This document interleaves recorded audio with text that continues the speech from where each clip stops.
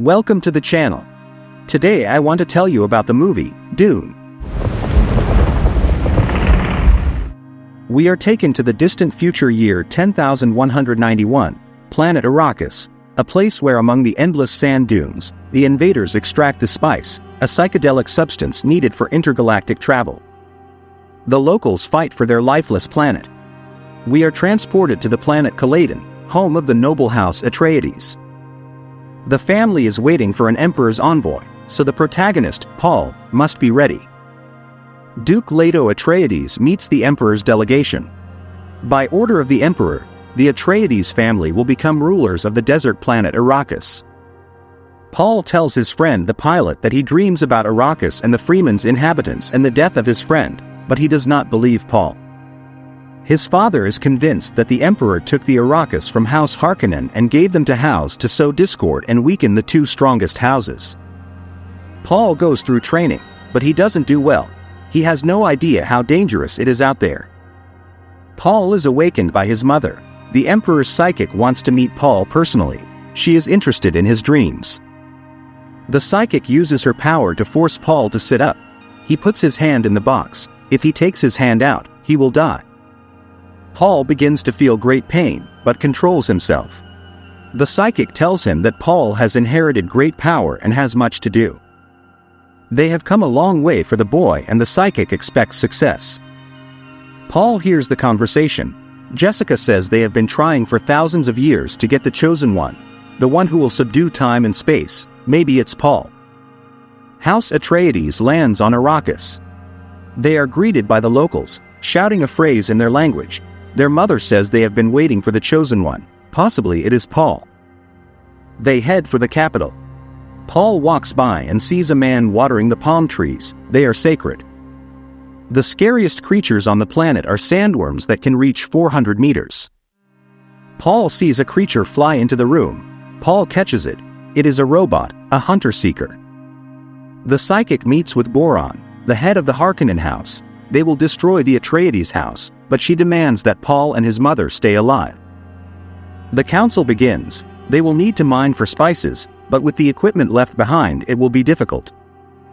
Paul meets up with his friend Duncan.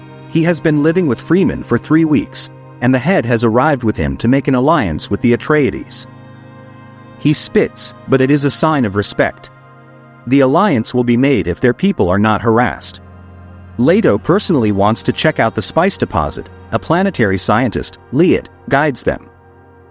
They head for the spice machine. A huge worm approaches. The machine is about to be lifted into the air, but something goes wrong. Leto is going to save the people. With 2 minutes to go before the worm approaches, Paul inhales the spice and feels hallucinations. The worm is already here. At the last moment they manage to fly away.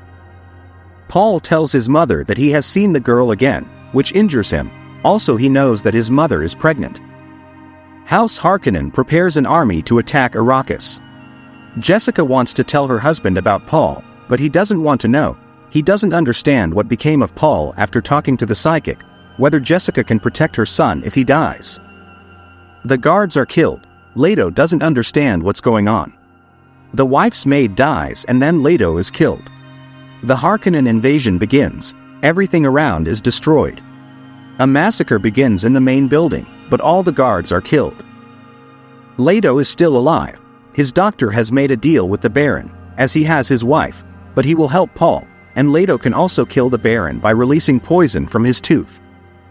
Paul wakes up in the ship with his mother. They will be left in the desert to be eaten by worms. Duncan massacres the soldiers and takes the shuttle. The soldiers want to rape Jessica. Paul tries to use the power of his voice to subdue them. He orders the blindfold removed from her mouth. Her mother kills the others. Now they are free. They see the city under attack. Leto wakes up. He is paralyzed. The doctor demands that his wife be released, but Baron kills him. Baron says that the Atreides house will now die, but Leto splits a tooth and releases poison, killing everyone in the room. Jessica and Paul take refuge in the tent. Paul finds his father's ring. They realize he is dead. Spice turns up in the tent and he sees the girl again and the future to come. War will stroke the world and the Atreides will rise. He screams at his mother, she made him this way. They are about to leave. When they get out into the street they see a ship. It turns out to be Duncan. In addition to Harkonnen's soldiers, there were soldiers of the Emperor. He chose their side. They arrive at an abandoned environmental station. Arrakis could have been a green paradise, but the search for spices turned out to be much more profitable. Paul believes he can escape the chaos of the world. He has seen the Doctor's dreams. He can turn Arrakis into a paradise. The Emperor's soldiers arrive at the station, but they find themselves trapped. The door is approached. Duncan will fight. Paul knows he will die. Duncan fights, but is still killed. The Doctor takes Jessica and Paul away. A ship is waiting for them. They must find the Freemans, and the Doctor leaves. The Doctor is killed by Imperial soldiers, but a worm approaches and eats them all. Jessica and Paul see that they are being chased. They head in the direction of the storm. Paul sees the lead again. The Baron turns out to be alive. He orders them to slaughter all the Freemans. Jessica and Paul manage to make it out of the sandstorm, but the ship is badly damaged. A wing tears off and they make a hard landing. They run toward the rocks. They need to find the Freemans. Paul sees visions with the girl again. They see vegetation in the distance. As it gets dark they head there. Farther out begins worm territory. They can't walk at a normal pace. They will walk at the Freeman's pace so the worms won't hear them. Slowly, they move through the desert. A worm turns up next to them. He heard them, so they run away. Paul falls behind, but at the last moment he manages. The sandworm is very huge. Someone has turned on a distraction device and the worm gets away. Paul realizes they are being followed. They are surrounded by the Freemans. One of them recognizes Paul and says he cannot be touched. Many do not believe Paul is the chosen one and demand to prove it. The guy can be kept, but the woman cannot. Jessica wins the fight, proving to be a great warrior. Now they will be protected until they get there.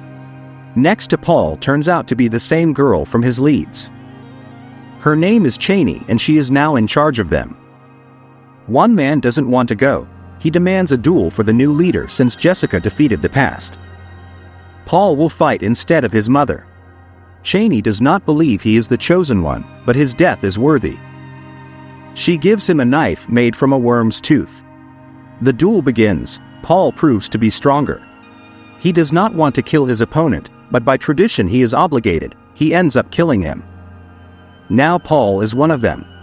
His mother wants him to fly away, but Paul has a purpose. This is where the movie, Dune, ends. A very beautiful and interesting movie based on the famous novel. Thanks for watching and good luck.